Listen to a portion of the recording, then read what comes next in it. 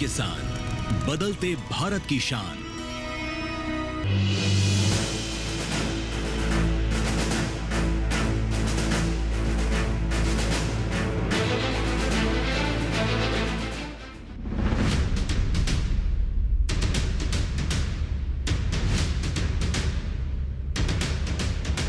नमस्कार, किसान पक्ष मंच में आप सभी का स्वागत है। मैं हूं आपके साथ हैदर सेठी और आज हमारा कारवां पहुंचा है उत्तर प्रदेश के आगरा ताज नगरी में। इस वक्त हम मौजूद हैं और सहारा गांव में इस वक्त हम पहुंचे हैं। तमाम किसान हमारे साथ इस मंच पर हैं और कृषि विज्ञान केंद्र से एक्सपर्ट्स भी हमारे साथ बने हुए हैं। तो सबसे पहले जोरदार तालियों से स्वागत करते हैं हमारे एक्सपर्ट्स का। मैं धर्मेंद्र सिंह, विशेषज्ञ पशुपालन, कृषि विज्ञान केंद्र बिचपुरी, जनपद आगरा से हूँ। मैं डॉक्टर राजेंद्र सिंह चौहान, वरिष्ठ वैज्ञानिक एवं अध्यक्ष कृषि विज्ञान केंद्र राजा बलवंत सिंह कॉलेज आगरा से। मैं शिवम प्रताप, विशेषज्ञ कृषि प्रसार, कृषि विज्ञान केंद्र राजा बलवंत सिंह कॉलेज आगरा। और इतने सारे किसान यहाँ मौजूद हैं, अपने लिए भी जोरदार तालियां बजाइए। तो बिना देरी किए हम शुरुआत करते हैं। और जिस तरह से किसान प्रश्न मंच लगातार किसानों के बीच पहुंचता है, किसानों के साथ चर्चा करता है, किसानों की जानकारी परखता है, उसी तरह से आज हम आपके साथ इस सहारा गांव में चर्चा करेंगे और जानेंगे, आपकी जानकारी रखेंगे पूरे देश के सामने।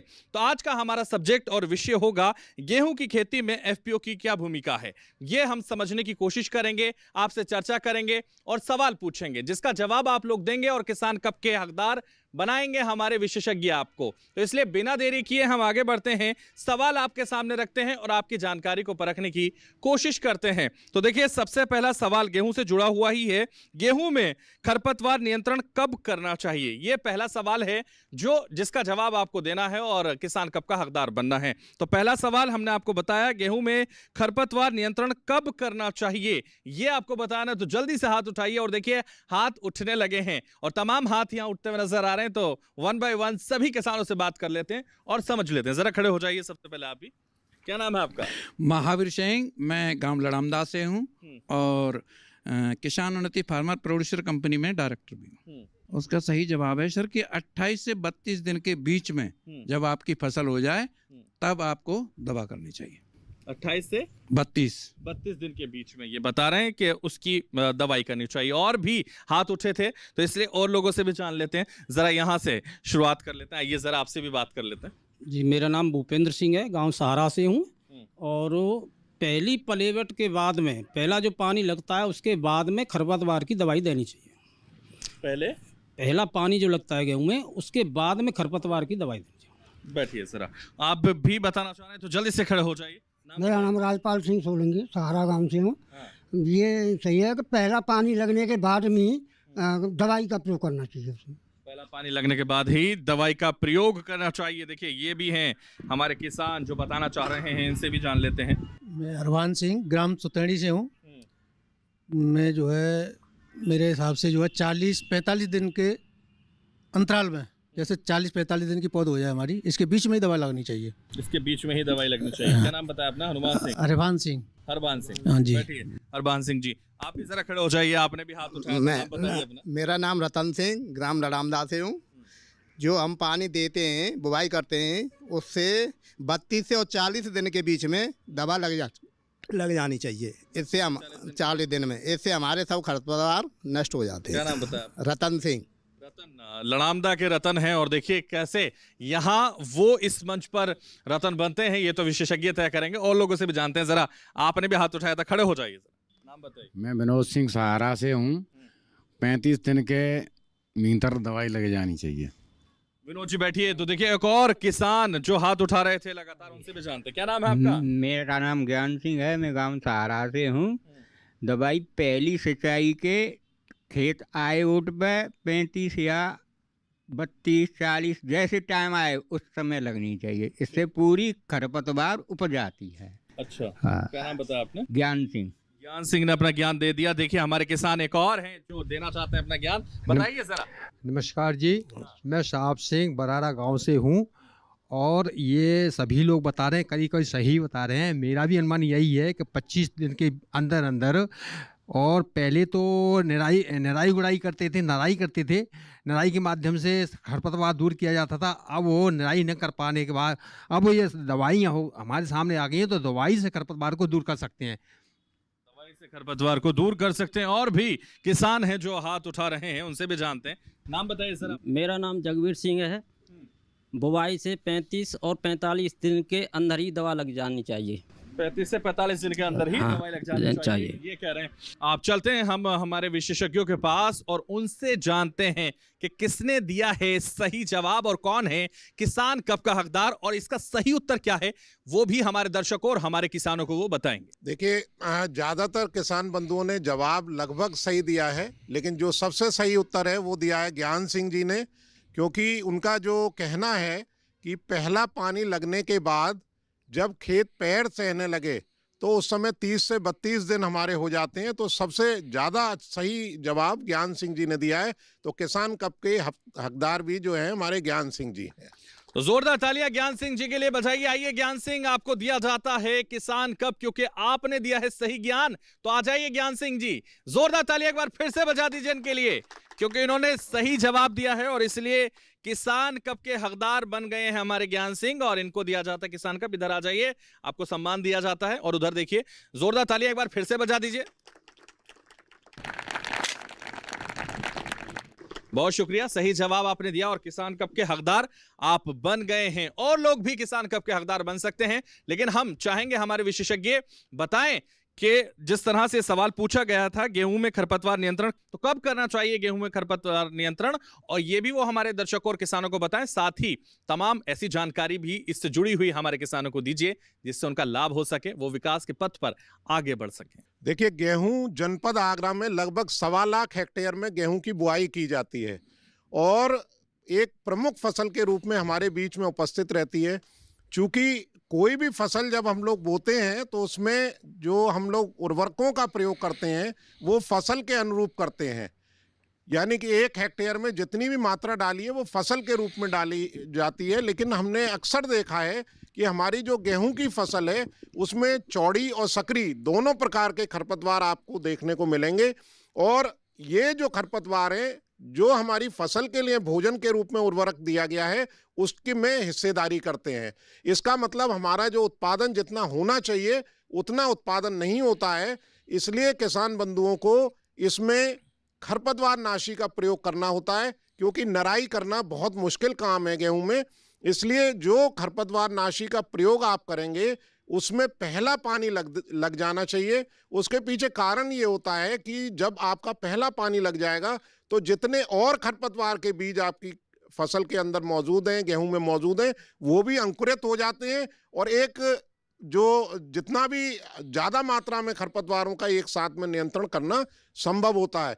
और दोनों प्रकार के खरपतवार होने की वजह से हमें दोनों प्रकार के ही खरपतवार नाशियों का प्रयोग करना होता है। और इसके लिए पहला पानी लग जाए, पहला पानी लगने के बाद में खेत पैर सहने लगे तो हमारी फसल जो होती है वो 32 दिन की होती है। तो 32 से 35 दिन के बीच में, मान लीजिए एक आध दिन उसको समय नहीं मिल पाता है, तो 32 से 35 दिन के बीच में आप खरपतवार नाशी का प्रयोग कर दें, ताकि हमारे फसल का जो हिस्सेदारी जो खरपतवार कर रहे हैं वो ना कर सकें। तो देखिए, खरपतवार नाशी का जिक्र लगातार हमारे विशेषज्ञ आपके बीच में कर रहे हैं, तो इसलिए उसी से जुड़ा हुआ एक और सवाल हम ले लेते हैं आपसे और आपसे जानते हैं कि आपकी जानकारी कितनी सटीक है और कितनी सही है। इसलिए सवाल आपके सामने रखते हैं। गेहूं में खरपतवार का नियंत्रण से जुड़ा हुआ सवाल हमने पूछा, लेकिन गेहूं में खरपतवार नाशी दवा का नाम आपको बताना है। अब तो देखिए, गेहूं में खरपतवार नाशी दवा का नाम अगर आप बताएंगे तो किसान कप के हकदार बन जाएंगे। तो इसलिए गेहूं में खरपतवार नाशी दवा का नाम जरा बताइए और हाथ खड़ा कीजिए। तो बताइए, खरपतवार नाशी दवा का नाम क्या है, ये आपको बताना है और किसान कप पाना है। तो इसलिए देखिए, शुरुआत आगे से ही कर लेते हैं क्योंकि लगातार आगे से ही शुरुआत हो रही है। तो खड़े हो जाइए, नाम बताइए जरा। मेरा नाम महावीर सिंह है और मैं लड़ामदा से हूँ सर। और अभी आपने पूछा है कि खरपतवार का नाम, तो सल्फोसल्फुरान है। खरपतवार नाशी दवा का नाम, खरपतवार नाशी दवा का नाम चौड़ी पत्ती और सकरी पत्ती दोनों को सल्फोसल्फुरान मार देती है। ठीक है, बैठिए। तो देखिए, और भी लोग हैं जो हाथ उठा रहे हैं, जो किसान हैं यहाँ। नाम बताइए। मेरा नाम रतन सिंह, ग्राम लड़ामदा से हूँ। जो भाई साहब ने बताई है सल्फोसल्फूरान, वो दोनों चीज़ों को मार देती है, 75% में आती है वो। कॉपी कर लिएगा भाई साहब को? नहीं सर, वो तो है, आपने अभी अभी करवाई है सर, मैंने कहता हूँ अभी करवाई है। ठीक है, तो देखिए और लोग भी हैं यहाँ जो बताना चाहते हैं इस सवाल का जवाब, तो जल्दी से खड़े हो जाइए। इधर से हाथ उठा था तो खड़े हो जाइए। नाम बताइए। मेरा नाम जगबीर सिंह है, नानपुर से हूँ। तो चौड़ी पत्ती वाले जो खरपतवार नाशी दवा है वो 2,4-D है, और जो जंगली जई वगैरह है वो आइसोप्रोटन है। उससे दोनों तरफ के जो है खरपतवार नष्ट हो जाते हैं। अच्छा, बैठिए। तो देखिए और भी किसान हैं जो हाथ उठा रहे हैं, उनसे भी जानते हैं, उनकी भी जानकारी समझते हैं। मेरा नाम लोकेश सिंह है, मैं सारा गांव का हूँ।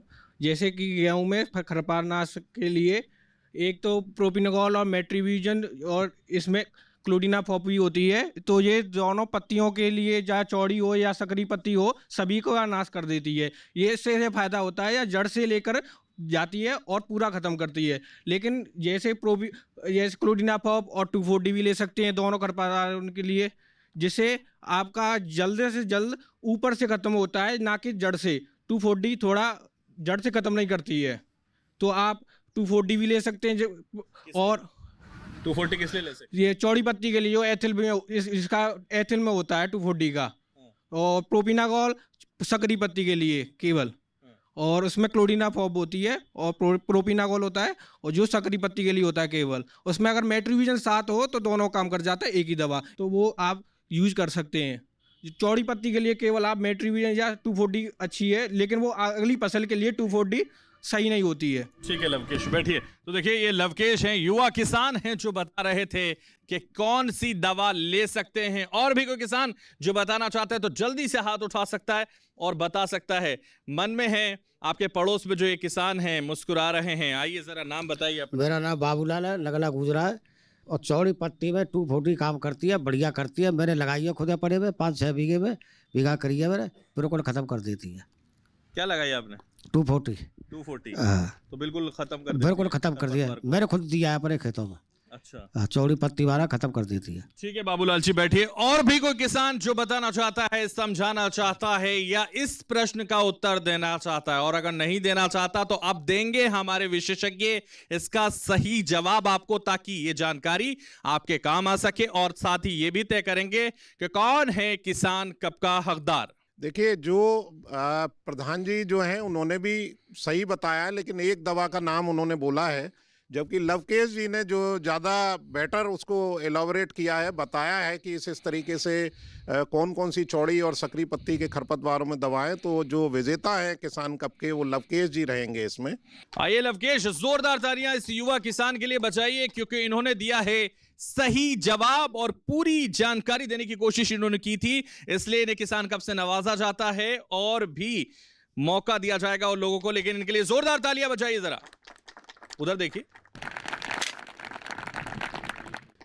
बहुत शुक्रिया, सही जवाब आपने दिया और इसलिए किसान कप के हकदार आप बन गए। लेकिन हम विशेषज्ञों से कहेंगे कि वो और भी जानकारी हमारे दर्शकों से इससे जुड़ी हुई दे, खरपतवार नाशी दवा के बारे में बताए, उससे जुड़ी हुई और जानकारी भी हमारे लोगों को पहुंचे, ताकि उनका और भी अच्छा काम हो सके, अच्छी खेती वो कर सके। जो दोनों प्रकार के खरपतवार की बात अगर हो रही है, तो इसमें अभी जैसे बताया कि 2,4-D काम करती है चौड़ी पत्ती के लिए, वो सही है। लेकिन इस समय कई ऐसी नए केमिकल्स मौजूद हैं जिनका नाम उन्होंने लिया है। एक तो क्लोडिनोफॉप प्रोपार्जिल 15% WP आती है दवा, उसका प्रयोग कर सकते हैं। और उसमें ये सबसे बढ़िया बात है कि वो पाउच में होती है, छोटे छोटे पैकेट होते हैं, तो एक 15 से 20 लीटर की टंकी में आप एक पाउच का इस्तेमाल कर पाएंगे और बढ़िया रिजल्ट उसके आते हैं। जो कि हमारा फेलरिस माइनर या जिसको गेहूं का मामा बोलते हैं, सकरी पत्ती का खरपतवार है, उसका नियंत्रण करती है।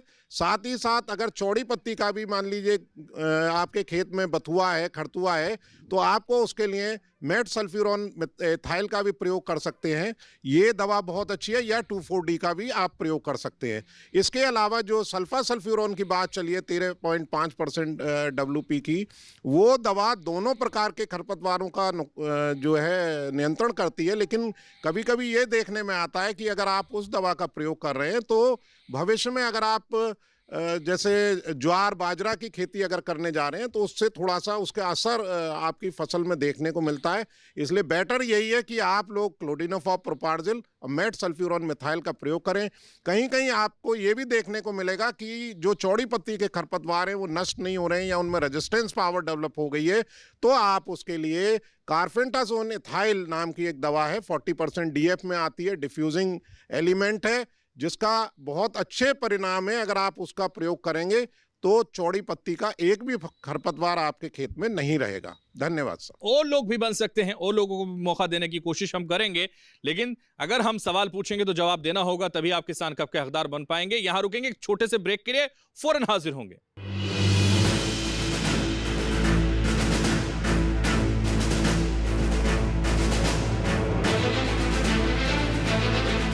दादू, आग का तारा मतलब? बहुत प्यारा, बिल्कुल तुम्हारे जैसा। पापा, ऑनलाइन फॉरेक्स ट्रेडिंग पर best offers, high returns, bonus deposit और इनाम जीतने का मौका। हाँ बैल, मुझे मार मतलब? मुसीबत को बुलाना तुम्हारे पापा जैसे। आरबीआई कहता है आकर्षक ऑफर्स का लालच देने वाले अनधिकृत प्लेटफॉर्म्स पर फॉरेक्स ट्रेडिंग करना यानी अपने पैरों पर कुल्हाड़ी मारना। इसका मतलब? इन्हीं से पूछो। समझा पापा। आरबीआई कहता है जानकार बनिए, सतर्क रहिए।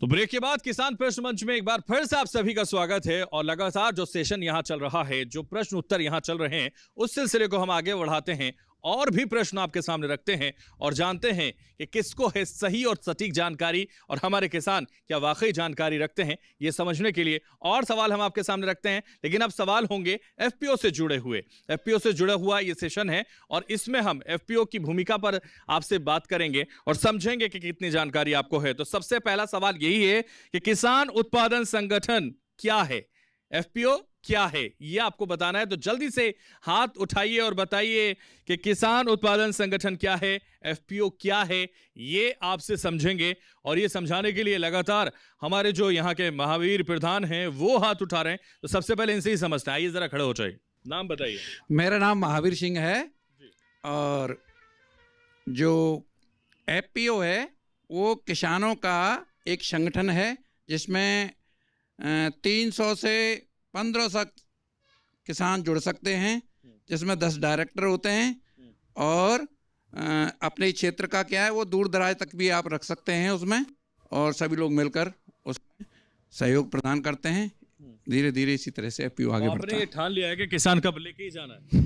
सारे सवालों के जवाब आप दे रहे हैं। नहीं नहीं, ये तो नहीं है सर, क्योंकि जो कोई और अच्छा जवाब देगा उसको मिलेगा, ये नहीं है मेरा। तो कोशिश जारी है। हाँ, कोशिश रहेगी, जो भी जानकारी वो तो बताना ही पड़ेगा। बहुत अच्छी बात है। चलिए, और भी किसान है जो हाथ उठा रहे हैं और एफपीओ के बारे में बताना चाह रहे हैं, तो उनसे जान लेते हैं। आइए जरा एफपीओ के बारे में बताने वाले किसान हाथ उठाएं और खड़े हो जाएं। इधर आइए, नाम बताइए पहले। मेरा नाम जगबीर सिंह है, नानपुर से हूँ।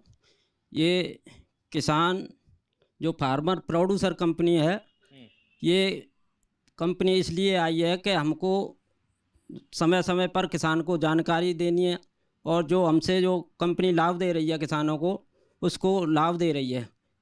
बहुत प्रकार के जो यंत्र दे रही है उस पर बहुत सारी छूट दे रही है। तो इस प्रकार से ये कंपनी का मकसद है कि हमको किसान की उन्नति किस प्रकार से करनी है। चलिए ठीक है, ओके, बैठिए। तो देखिए, और भी कोई किसान जो बताना चाहता है तो देखिए ये बताना चाहते हैं, आइए इनसे जानते हैं। एफपीओ एक किसान संगठन है, इसमें 10 डायरेक्टर होते हैं, 10 प्रोमोटर होते हैं और 300 किसान जुड़ सकते हैं इसमें, 300-400 जितने भी हो जाएं। ये एफपीओ जी। बैठिए, क्या नाम बताया आपने? जयपाल सिंह। जयपाल, बैठिए। तो जल्दबाजी में आपने नाम ही नहीं बताया। और भी कोई बताना चाहता है एफपीओ क्या है, आप बताना चाहते हैं? यहाँ से किसान हमारे देखिए शर्मीले किसान भी हैं, हमारे भोले भाले किसान भी हैं। देखिए ये एक समृद्ध किसान नजर आ रहे हैं, खड़े तो होइए जरा। पूरा सूट बूट व्हाइट पहन के आए, क्या नाम है आपका? डॉक्टर अशोक कुमार फौजदार है मेरा, और डॉक्टर भी है, किसान भी है। जी जी। और मैं डेठवार नगरिया, हाँ, फतेहपुर सीकरी ब्लॉक का रहने वाला। किस चीज के डॉक्टर हैं?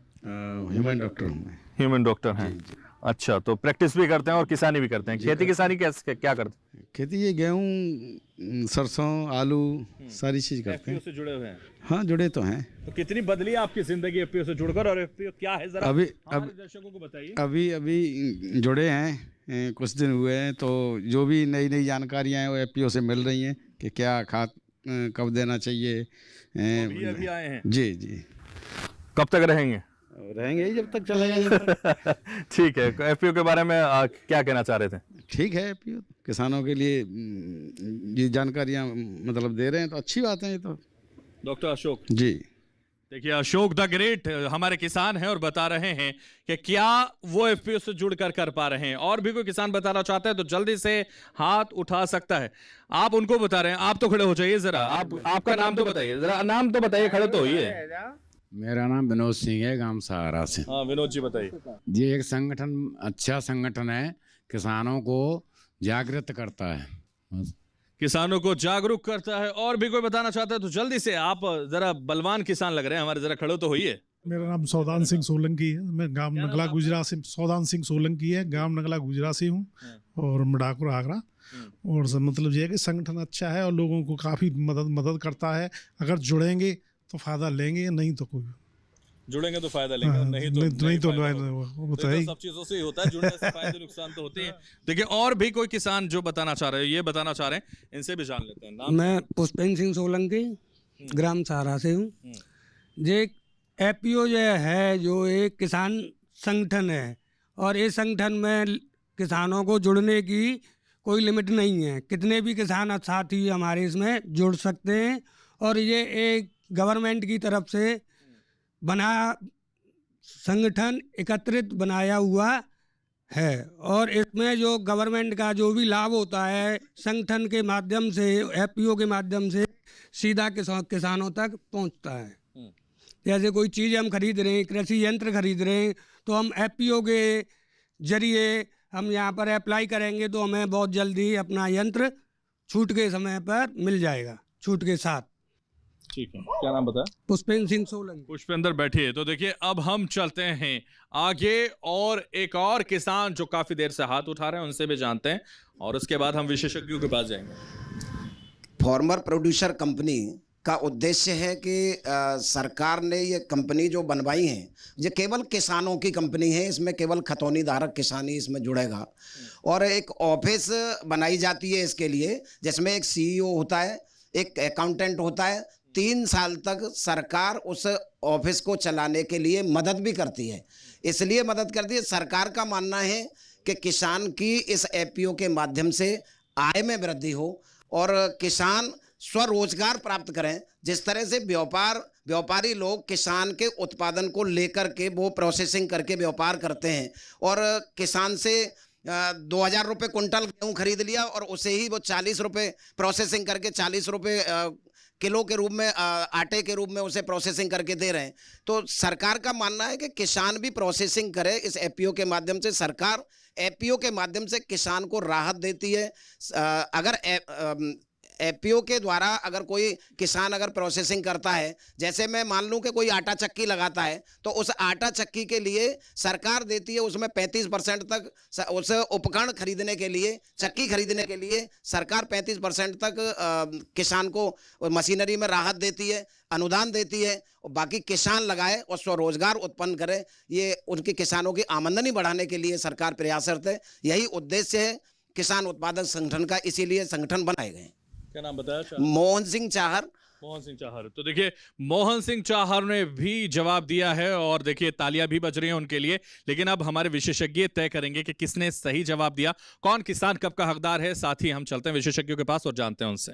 जवाब की श्रृंखला में 2 किसान भाइयों ने सही जवाब दिया, जिसमें महावीर जी और मोहन सिंह चाहर जी हैं। मगर एक बार फिर महावीर सिंह जी को हार मिलती है और मोहन सिंह चाहर जी जीतते हैं और किसान कब के हकदार होते हैं।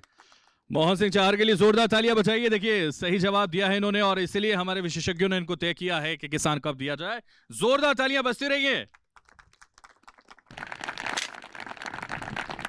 तालियां तो बनती हैं, बहुत शुक्रिया, सही जवाब आपने दिया और किसान कप के हकदार आप बन गए। लेकिन हम विशेषज्ञों से कहेंगे बेहतर जानकारी हमारे किसानों को दीजिए। एफपीओ से जुड़ी हुई जो सवाल हमने पूछा था उसका सटीक उत्तर क्या है, और जिन लोगों को नहीं पता, जिन दर्शकों को नहीं पता, उन्हें भी बताइए जरा।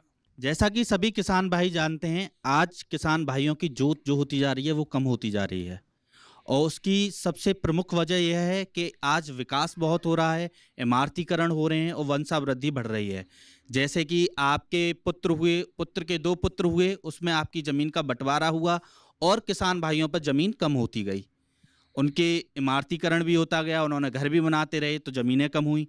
ज़मीन कम होने के कारण से आज किसान भाई खेती करने के लिए कम जगह रही, और कम जगह रही तो उपज भी कम हो रही है। अब जब उपज कम होगी तो मार्केट में वो अपनी प्रोड्यूस को कहाँ बेचने जाएगा, उसका फायदा कौन लोग ले जाते हैं? दलाल लोग ले जाते हैं, बिचौलिया लोग ले जाते हैं। इसीलिए प्रधानमंत्री मोदी जी ने ये योजना स्टार्ट की जिसका नाम था किसान उत्पादक संगठन, जिसको आप एफपीओ के नाम से भी जानते हैं। इसकी शुरुआत 29 फरवरी 2020 से चित्रकूट में की थी, जो 10,000 एफपीओ बनाने का सपना देखा गया।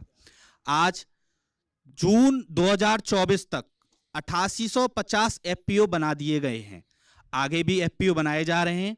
अब एफपीओ का मेन उद्देश्य क्या था? जितने भी छोटे किसान हैं उन सभी का समूह बनाना। समूह कैसे बनाया जाए, कैसे कंपनी एक्ट में आप इसको रजिस्टर करेंगे किसान उत्पादक संगठन को, ये भी उसके लिए एक आप रजिस्ट्रेशन कर सकते हैं, आप सीए के पास जाके बना सकते हैं, आप नाबार्ड में जाके बना सकते हैं, आप किसी वकील के द्वारा बना सकते हैं, और कुछ प्राइवेट एजेंसियां भी ये एफपीओ बना रही हैं। एफपीओ बनाने के लिए आपके पास जमीन होना अति आवश्यक है। भारत के किसी भी क्षेत्र का किसान एफपीओ में सम्मिलित हो सकता है। ऐसा नहीं है कि आगरा क्षेत्र का एफपीओ बन रहा है तो कहीं दूसरे जिले से किसान नहीं जुड़ सकता। किसान जुड़ सकता है एफपीओ में।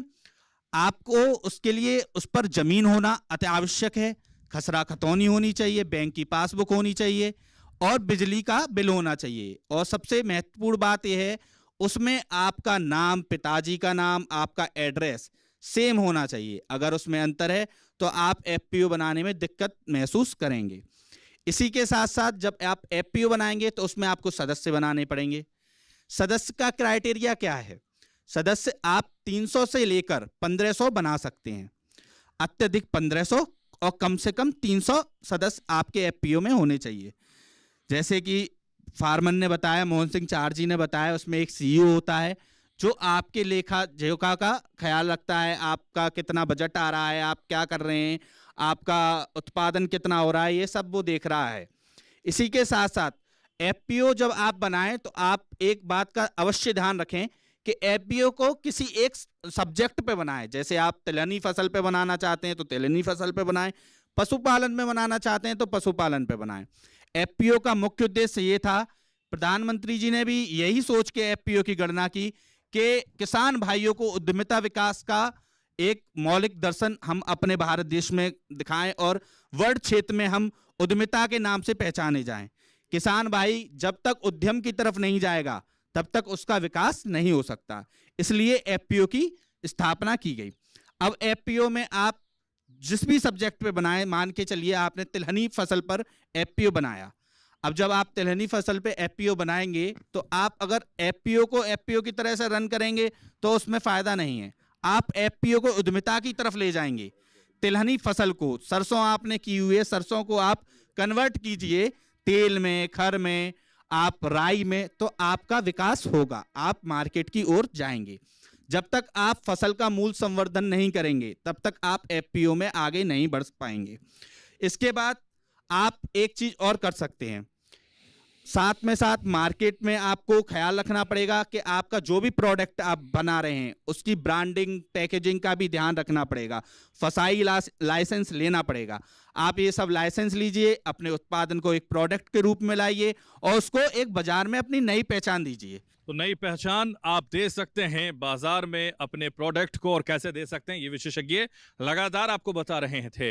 इसीलिए इसी से जुड़ा हुआ एक और प्रश्न हम आपके सामने रखते हैं और भी आपकी जानकारी परखते हैं और मौका आपको देते हैं किसान कप पाने का। तो इसलिए सुनिए, किसान उत्पादन संगठन में कितने सदस्यीय निदेशक मंडल में होते हैं। तो ये सवाल है, किसान उत्पादन संगठन में कितने सदस्यीय निदेशक मंडल में होते हैं, ये आपको बताना है। तो निदेशक मंडल में कितने सदस्यीय किसान उत्पादन संगठन में होते हैं, ये आपको बताना है। तो जल्दी से हाथ उठाइए और बताइए कि कितने सदस्य निदेशक मंडल में होते हैं। और हाथ वहीं से शुरुआत हो गई है उठने की, लेकिन हम पीछे से कोशिश करते हैं इस बार, क्योंकि और लोगों को भी मौका देते हैं, और लोगों से भी जानने की कोशिश करते हैं। इसलिए हम चलते हैं पीछे, और पीछे जो सबसे अंतिम पंक्ति से हाथ उठाए उनसे जानते हैं, उनसे समझते हैं कि क्या है उनके पास जानकारी और क्या है उनके पास उत्तर। जल्दी से खड़े हो जाइए।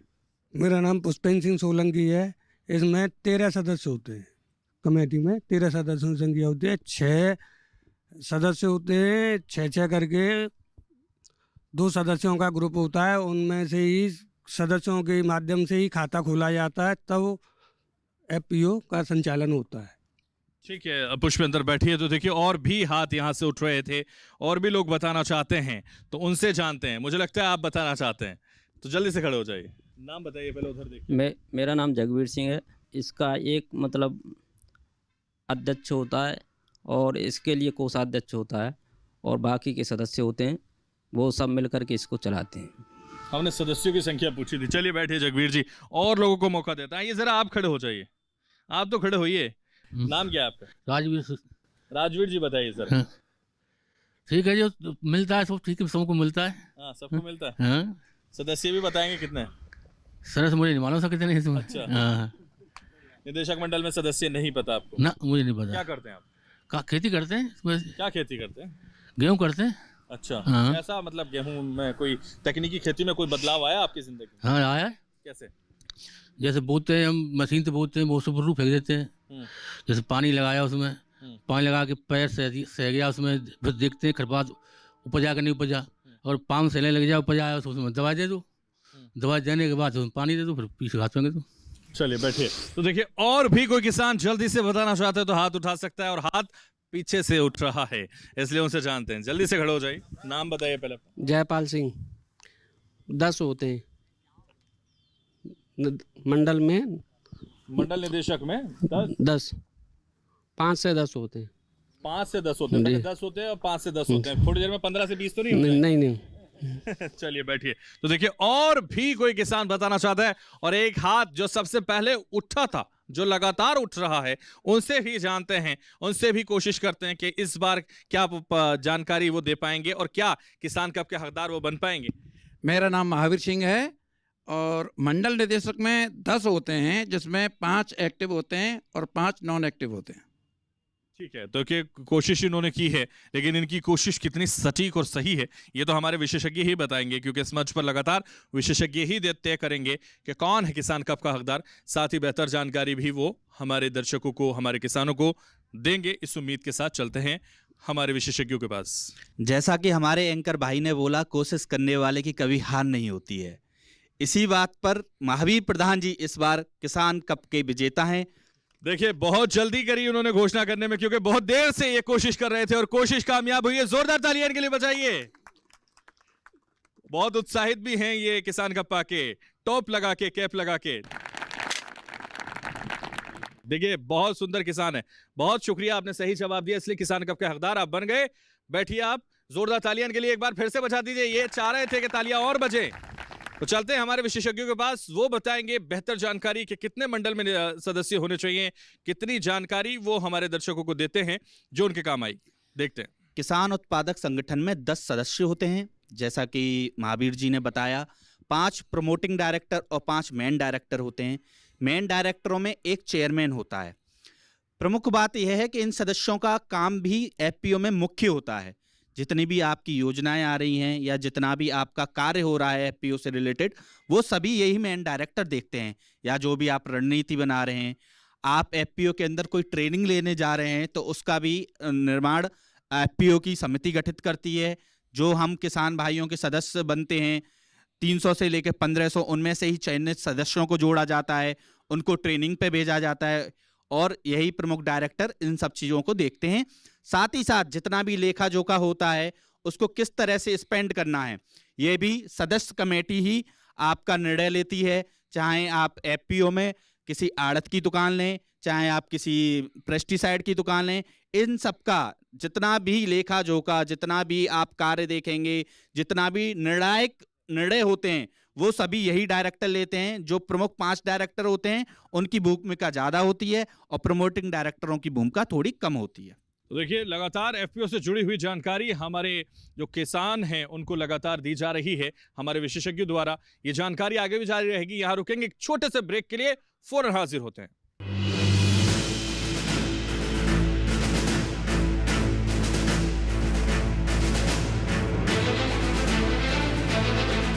आज हम पहुंचे हैं सहारनपुर के एक ऐसे क्षेत्र में जो वाकई विकास की बयां कर रहा है, और ये गांव है सीकरी कला।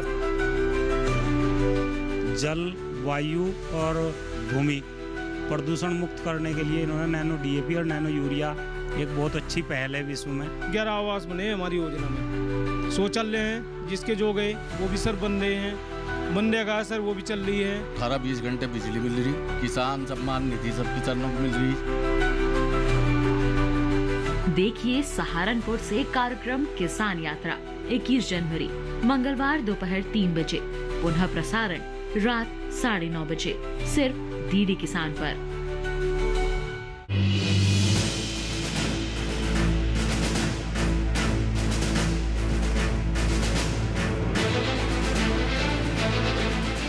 तो ब्रेक के बाद एक बार फिर से किसान पृष्ठ मंच में आप सभी का स्वागत है। और लगातार जो इस मंच पर हम आपसे सवाल पूछ रहे हैं और जवाब दे रहे हैं हमारे किसान भाई, और किसान कब के हकदार बन रहे हैं, और लोग भी बन सकते हैं। कुछ और ही प्रश्न हम उनके सामने रखेंगे, और ये अंतिम सेशन है हमारा इस मंच पर, तो इसलिए कोशिश कीजिए कि सब लोग सवाल का जवाब दें और किसान कब के हकदार बने। तो गेहूं से जुड़ा हुआ एक और सवाल हम आपसे ले लेते हैं। गेहूं से जुड़ा हुआ सवाल यह है कि गेहूं में कितना पानी आप लगाते हैं? तो कितने पानी आप लगाते हैं गेहूं में, ये आपको बताना है। तो गेहूं में कितने पानी आप लगाते हैं ये आपको बताना है। और देखिए, हाथ बहुत सारे उठने लगे हैं, इसलिए शुरुआत आगे से कर लेते हैं और मौका उन लोगों को देते हैं जिनको अब तक किसान कप नहीं मिला है, इसलिए शुरुआत यहां से और इनसे जानते हैं। मैं सुनील सारस्वत, गांव सहारा से। गेहूं में 3 से लेकर के 4 पानी तक लगते हैं। 3 से लेकर 4 पानी तक आपके क्षेत्र में लगता है? हाँ जी, ठीक है। सुनील सारस्वत जी, जब मजबूरी होती है, जैसे पेड़ सूखने लगते हैं तो मजबूरी में 5 पानी लगाना पड़ता है, लेकिन ज़्यादातर 3 से 4 पानी लगते हैं। 3 से 4 पानी लगते हैं, ठीक है। बैठिए। तो देखिए, सुनील सारस्वत जी बता रहे हैं कि 3 से 4 पानी लगते हैं। और लोगों ने भी हाथ उठाया, और लोगों से भी जानते हैं। इधर से और लोगों ने हाथ उठाया था, इधर से भी हाथ उठा रहे थे, इसलिए जल्दी से खड़े हो जाइए। आइए जरा, आप आइए, आप भी बहुत देर से कोशिश कर रहे हैं। हाँ जी, मेरा नाम जगवीर सिंह है, नानपुर से हूँ, और गेहूं में 3 से लेकर 5 पानी लगते हैं। 3 से लेकर 5, तो चलिए बैठिए। आइए जरा जल्दी से, आप भी आइए जरा, इधर आइए। मेरा नाम मोहन सिंह है। गेहूं में 3 ही पानी लगते हैं, बढ़िया तो 3 लगाते हैं। ठीक है मोहन जी, बैठिए। तो 3 पानी लगाते हैं मोहन जी, जो किसान हैं हमारे। और देखिए, एक और किसान जो लगातार हाथ उठा रहे हैं, पहले यहाँ से शुरुआत कर लेते हैं। पानी तो जो है, नाम तो बताइए। अरबान सिंह, किसान का पानी की? अरबान सिंह, ग्राम सुतड़ी से जी। ऐसा है कि 3 से 5 पानी तक लगते हैं, और पानी जो है वैरायटी पे डिपेंड करता है, डिपेंडेंट होता है कि जैसे लगता है वैरायटी पे डिपेंड करता है। हाँ, आप कह रहे हैं। हाँ, वैरायटी जैसी वैरायटी होती है वैसा ही पानी लगता है उसमें, वैरायटी के हिसाब से पानी लगता है। और भी किसान हैं जो बताना चाह रहे हैं। मैं शाहब सिंह आर्य बरारा से हूँ। ये गेहूं में कम से कम 3-4 तो होते ही हैं, लेकिन ये उस पर भी डिपेंड करता है वाटर लेवल पर। कभी कभी ऐसा भी होता है जहाँ तराई ज़्यादा होती है तो वहाँ 2 पानी में भी गेहूँ पक जाते हैं। हमारे यहाँ, हाँ, हमारे यहाँ 3-4 से पानी कम से कम लगते हैं, 4 पानी लगता है आपके। हाँ। देखिए, जितने लोग बता रहे हैं उतना ही हमारे विशेषज्ञों के लिए टिपिकल होता जा रहा है। यहाँ उनके लिए डिसीजन लेना बड़ा मुश्किल होगा। जी, नाम बताइए जरा। मेरा नाम केशवदेव शर्मा है, गांव टीकरी है, फतेहपुर सीकरी ब्लॉक से हूँ जो। और ऐसा है कि जैसे कि जो है मौसम के और वैरायटी और पानी की वाटर लेवल के ऊपर डिपेंड करता है जो है। जैसे हमारे पूर्वज किसान थे जो है, उनकी कहावत ही 20 जोत 6 पानी और बोरो चुकावेगी मैं जानी। हाँ, बताइए जरा। 20 जोत 6 पानी बोरो चुकावेगी मैं जानी। तो क्या जवाब है इसका? यही जवाब है क्या? हाँ, इसका यह है कि जैसे जहाँ वाटर लेवल नीचे होती है, गेहूं की वैरायटी यहाँ भी ऐसी नहीं रही चल रही हैं जो है, तो कुछ वैरायटियों में 6 पानी भी लगते हैं जहाँ वाटर लेवल नीची होती है जो, और जहाँ जहाँ वाटर लेवल ऊंची होती है। हमारे क्षेत्र में जो 5 से 4-5 पानी लगते हैं जो। 5 से 4-5 5 से 4-5 या 4 से 5 ठीक है, बैठिए। और भी कोई किसान जो बताना चाहता है तो जल्दी से, हम उन लोगों को मौका जल्दी देना चाहते हैं जो लोग अब तक किसान कप नहीं पा पाए। आइए जरा नाम बताइए। मेरा नाम राजपाल सिंह सोलंकी है, हारा से हूँ। 4 से 5 पानी तो लगते ही लगते हैं, 4 से 5 पानी, लेकिन मौसम के हिसाब से कम बरसी पानी आ जाते, जैसे वर्षा आ जाए, लेकिन 4 से 5 पानी तक गेहूँ की पक जाते हैं। 4 से 5 पानी, तो देखिए 4 से 5, 3 से 5, 3 से 4। अब देखते हैं कौन दे पाया है सही जवाब। मेरा नाम बाबूलाल है, नगला गुजरा है। बाबूलाल जी बताइए। हमारे यहाँ जैसे वर्षा हो जाए तो 3 पानी में पक जाता है, और वर्षा नहीं हो तो 4 पानी लगते हैं। वर्षा पे भी डिपेंड है हमारे किसान, ये बता रहे हैं। और भी कोई बताना चाहते हैं? आप बताना चाहते हैं, जल्दी से आ जाइए। सर हमारे यहाँ पे नाम बताइए। नाम कप्तान सिंह सोलंकी, गांव सारा से हूँ। हमारे यहाँ पे जैसे फसल के वैरायटी के ऊपर है, कोई फसल 100 दिन में पकती है तो उसमें 4 पानी है, और जो 120 दिन में जो पकती है उसमें 5 पानी कंपलसरी है। ठीक है, देखिए और भी लोग हैं जो बताना चाहते हैं। इसका मतलब हमारे विशेषज्ञों के लिए इस बार अग्नि परीक्षा होने वाली है, और ये अग्नि परीक्षा ये तय करेगी कि कौन है किसान का आपका हकदार। नाम बताइए जरा। मैं जयपाल सिंह, हमारे यहाँ 4 पानी लगते हैं 20 से 25 दिन के अंतराल पर, और फिर वाटर लेवल पर डिपेंड करता है। ठीक है, बैठिए। आप भी बताना चाह रहे हैं, जल्दी से आप भी। मैं पुष्पेंद्र सिंह सोलंकी, ग्राम थारा से। हमारे क्षेत्र में मिनिमम 4 पानी लगते हैं, और मौसम अगर नमी कम हो, मौसम में बारिश वगैरह नहीं हो तो 5 पानी होते हैं, लेकिन मिनिमम 4 पानी लगते हैं हमारे। 4 पानी लगते हैं। अब चलते हैं हमारे विशेषज्ञों के पास। एक और बच्चा युवा किसान है, जल्दी से बताना चाहता है, जल्दी से बताइए। नाम बताइए पहले। मेरा नाम रविंद्र सोलंकी है। हमारे यहाँ मिनिमम 4 पानी लगते हैं और मैक्सिमम 6 पानी लग सकते हैं। ठीक है, बैठिए। सोलंकी, देखिए तमाम युवा और बुजुर्ग किसानों ने दिया है जवाब, लेकिन हम चलते हैं विशेषज्ञों के पास, उनसे जानते हैं कि किसका जवाब सही और सटीक है, और सही जानकारी भी हमारे दर्शकों और किसानों को वो देंगे। देखिए, जो पानी की अवस्था होती है गेहूं में, वो लगभग 5 स्टेजेस से जो है हमारा गेहूं गुजरता है, और उनमें लगभग 5 पानी हमें ज़रूरत पड़ती है। बाकी मौसम की परिस्थिति पे भी निर्भर करता है और प्रजाति पे भी निर्भर करता है। अगर आप प्रजाति की बात करें, राजस्थान की प्रजाति है, तो हो सकता है उसको 6 पानी भी लगे। सबसे ज़्यादा अच्छा जो जवाब दिया है वो केशव देव शर्मा जी ने दिया है, और किसान कप के हकदार भी वही रहेंगे। आइए केशव देव शर्मा जी, जोरदार तालियां के लिए बजाइए। सही जवाब इन्होंने दिया, और सूट बूट वाले किसान हमारे बीच में हैं और सुंदर किसान हैं। आइए जरा जोरदार तालियां के लिए बजाइए।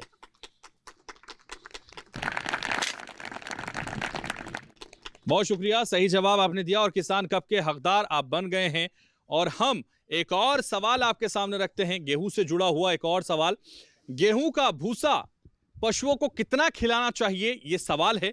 गेहूं का भूसा पशुओं को कितना खिलाना चाहिए, ये सवाल है जिसका जवाब आपको देना है, और किसान कप का हकदार आपको बनना है। तो जल्दी से उठाइए हाथ और बताइए, गेहूं का भूसा पशुओं को कितना खिलाना चाहिए, ये आपको बताना है। तो हाथ उन्हीं लोगों के उठ रहे हैं जो पहले ही किसान कप से नवाजे जा चुके हैं। और लोगों को भी मौका देते हैं, और लोगों से भी जानते हैं, जो पीछे हैं उनसे जानते हैं, उनसे समझते हैं कि उनके पास क्या उत्तर है। और ये समझने के लिए हम पीछे चलते हैं, क्योंकि पीछे हमारे किसान लगातार जवाब दे रहे हैं, कोशिश कर रहे हैं, और इसीलिए इनसे जानते हैं। पशु को एक बार में 3 से 4 किलो भूसा दिया जा सकता है। एक बार में 304 किलो 3 से 4 किलो 3 से 4 किलो ठीक है, बैठिए। तो देखिए पुष्पेंद्र बता रहे हैं, आप जरा आइए इधर, आप बता रहे हैं, तो इसलिए नाम बताइए पहले। सर कप्तान सिंह सोलंकी। कप्तान जी बताइए। जी सर, ये पशु के आहार के ऊपर निर्भर करता है।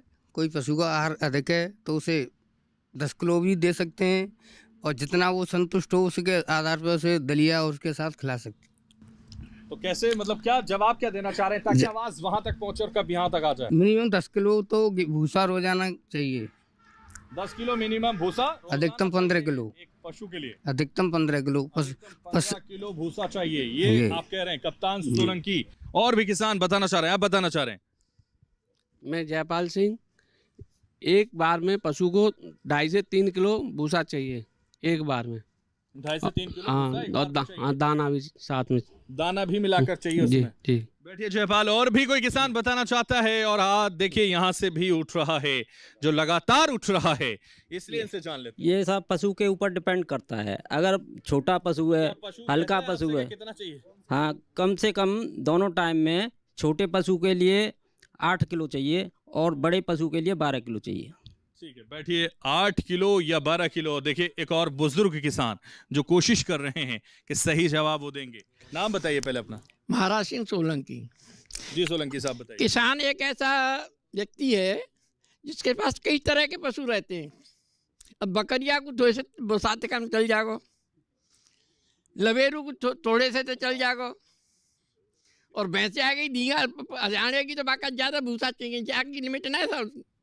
तो जब झिके जाए और वारा आ जाए वारा करवे पर, जब जान लो झिक गयो, जागी लिमिट काऊ की ना है, कौन सा किसान कौन से जानवर है कितने दे देगा, कोई लिमिट नहीं। हाँ, ये जवाब है। हाँ जी। तो चलते हैं विशेषज्ञों के पास और इस सवाल का सही जवाब देंगे हमारे विशेषज्ञ आपको, और साथ ही वो ये भी तय करेंगे कि कौन है किसान कप का हकदार। देखिए किसान भाइयों, इस प्रश्न का जो अगर सही आंसर दिया है वो महाराज सिंह सोलंकी जी ने दिया है, लेकिन फिर और इस जो किसान कप के जो विजेता हैं वो भी महाराज सिंह सोलंकी जी हैं, क्योंकि ये बात सही है कि किसान गाय भी पाल रहा है, किसान बकरी भी पाल रहा है, किसान ऊँट भी पाल रहा है, किसान हाथी भी पाल रहा है, लेकिन निर्धारित मात्राएं भी हैं। किसान कप के हकदार इसमें जो है महाराज सिंह जी हैं, तो इसकी जो निर्धारित मात्राएं हैं उन पे थोड़ा आपके सामने जो है प्रकाश डालना चाहेंगे। देखिए, जो ड्राई मैटर जो दिया जाता है पशु को, वो उसके बॉडी वेट के आधार पे दिया जाता है। पशु जो है 50 किलोग्राम का भी है, पशु जो है 100 किलोग्राम का भी है, और पशु 400 किलोग्राम का भी है। अगर भैंस की बात करें तो भैंस को 2.5 से 3% शुष्क पदार्थ देते हैं। अब इसमें क्या है कि शुष्क पदार्थ जो भी होंगे उसमें शुष्क पदार्थ का 1/3%, 1/3 जो है दाना दलिया से, और बाकी 2/3 भूसा और चारा से देना चाहिए।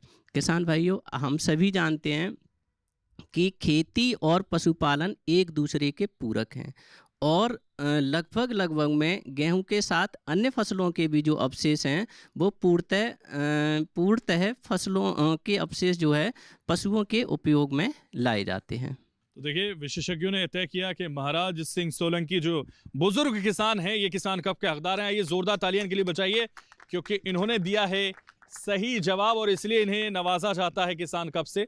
जोरदार तालियां इन बुजुर्ग किसान के लिए बजाते रहिए।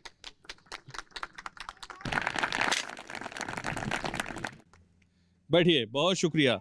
ये हमारे बुजुर्ग किसान हैं जो यहाँ किसान कप के हकदार बन गए हैं। तमाम किसान हमारे जिन्होंने सही जवाब दिया वो इस मंच पर किसान कप के हकदार बन गए हैं, और अब हम मौका देते हैं उन किसानों को सवाल पूछने का जो विशेषज्ञों से सवाल पूछ सकते हैं अगर उनके मन में कोई सवाल है, क्योंकि अब वो सेशन खत्म हो चुका है जो जवाब आपको देना था, लेकिन अब आप सवाल कर सकते हैं और विशेषज्ञ उसका जवाब देंगे। तो जल्दी से हाथ उठाइए अगर किसी के मन में है कोई सवाल, तो विशेषज्ञों तक हम पहुंचाएंगे जिसका जवाब विशेषज्ञ आपको देंगे। तो जल्दी से हाथ उठाइए और पूछिए सवाल। तो देखिए, हाथ यहां से उठा है, मुझे लग रहा है जो शुरू से ही उठ रहा है, इसलिए उनसे पूछते हैं क्या है उनके मन में। जरा खड़े हो जाइए, नाम बताइए। मेरा नाम महावीर सिंह है जी। मैं सर से पूछना चाहता हूँ कि जो लेटेस्ट जो वैरायटी हमारे सामने आती हैं, क्या वह कृषि विज्ञान पर या हमारे बीच में आप उसको वैरायटी को बना के तैयार करवा सकते हैं सर?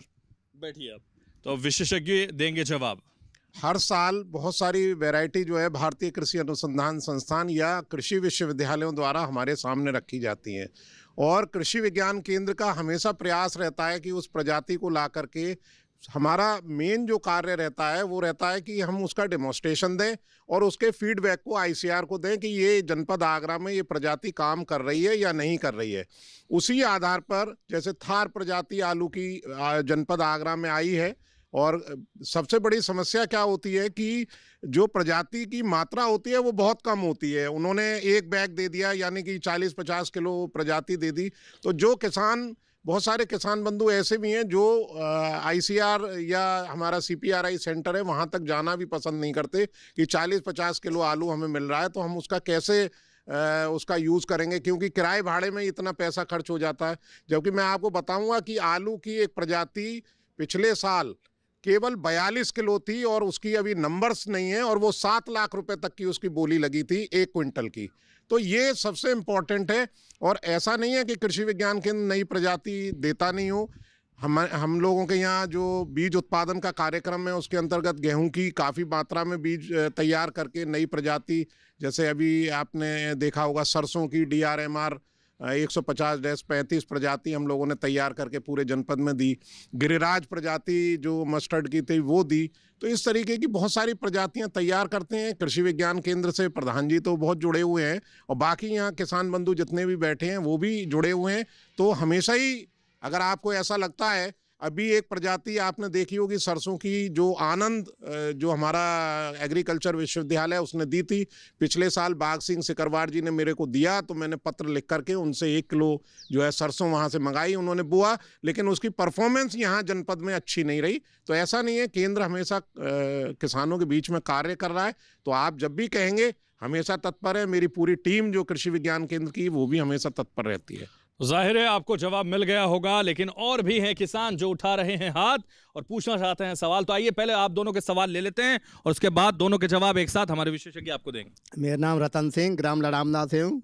सर मैं ये कहना चाह रहा हूँ, जैसे अब सरसों है हमारे खेतों में, ये जल्दी निर्चु हो जाती है। तो जैसे आपने पिछली साल मूंग का बीज मंगाया था तो वो लेट आया था कुछ, अब कहने को उसे जल्दी मंगाने की कृपा करें सर। ठीक है, बैठिए। देखिए दूसरा भी एक और है किसान जो पूछना चाहते हैं सवाल, जल्दी से जी भाई साहब, ऐसा है, मेरा एक क्वेश्चन था आपसे पूछने का कि जैसे कि पहले जो है आज से या 20 साल पहले यहाँ आलू की जो खेती होती थी जो है, और पहले 37-97 वैरायटी थी आलू की जो है, उसी को ज़्यादातर लोग किया करते थे जो है। उसके जो है 100 से 125 पैकेट 1 कुंटल बेच के निकलते थे जो है। तो जो है आज वो जो प्रोडक्शन कम हो गया जो है, तो ज़मीन की कैपेसिटी पैदा करने की कम हुई है कि क्या हुआ है जो है। और जैसे कि गर्मियों में दलहन की फसल करते हैं जो है, जैसे कि जो उड़द की कोई नई वैरायटी आ रही हो जो है, उसकी जो जानकारी जो है चाहिए दी जाएगी आपको। बैठिए। तो दोनों का सवाल हम पहुंचाते हैं हमारे विशेषज्ञों के पास, वो देंगे जवाब। हम चलते हैं विशेषज्ञों के पास। देखिए, जो रतन सिंह जी ने प्रश्न पूछा है कि जो थोड़ा लेट आती है, उसका एक सिस्टम होता है।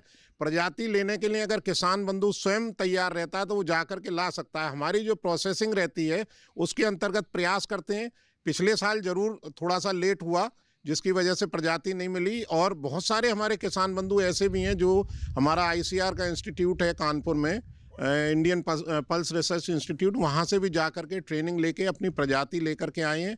इसी प्रकार से उड़द सबसे पहले हमें केवल 2 हेक्टेयर के लिए यहाँ ट्रायल मिला था, और आज लगभग 17 से 18 हज़ार हेक्टेयर में मूंग की प्रजाति हो रही है। दूसरा जो प्रश्न है कि आलू का उत्पादन गिरा है, तो देखिए किसान बंधु, इसमें हम ही लोग थोड़ी सी गलती कर रहे हैं। हम लोग DAP और यूरिया की तरफ ज़्यादा दिमाग लगाते रहते हैं और उसके पीछे भागते हैं। लेकिन आपने देखा होगा कि जो गोबर की खाद जो हमारी वापस जानी चाहिए खेत में, उसको हमने लगभग बिल्कुल छोड़ दिया है, और खेत की जो उर्वर क्षमता है धीरे धीरे कम हो गई है। DAP पे निर्भर हो गए हैं। हम ये प्रयास करते हैं कि किसी केमिकल फर्टिलाइज़र के द्वारा अधिक से अधिक उत्पादन मिल सके, तो ऐसा नहीं है।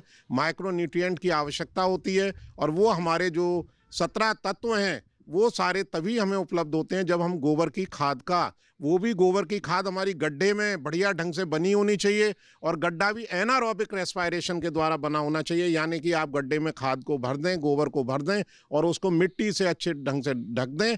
तब आप देखिएगा जो खाद बनेगी उसमें सारे पोषक तत्व रहते हैं, और उसी से ही आपकी पैदावार पूरी बनेगी और बढ़ेगी। अन्यथा अगर केमिकल फर्टिलाइज़र का लगातार प्रयोग करते रहेंगे तो ऐसा संभव नहीं है। माननीय प्रधानमंत्री जी द्वारा मृदा स्वास्थ्य कार्ड योजना जब जारी की गई तो यही सोच के जारी की गई कि किसान अपनी जो भी खाद है उसका प्रयोग करने से पहले मिट्टी की जांच कराएं, और मिट्टी की जांच अगर आप कराते हैं तो आपने देखा होगा कि 7.8 से लेकर 7 से ऊपर ही हमारा जो pH है वो आ रहा है।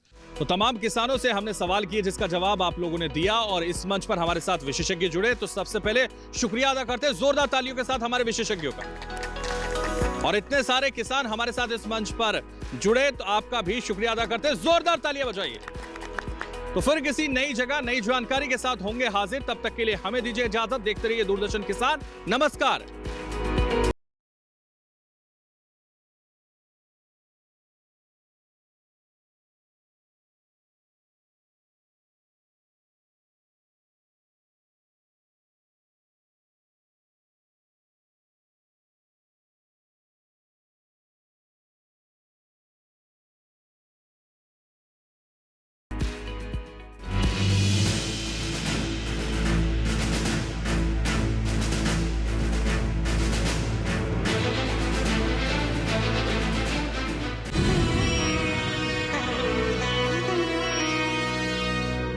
डीडी किसान ने कर ली है तैयारी। यहां मिलेगी पशुपालन की हर एक जानकारी।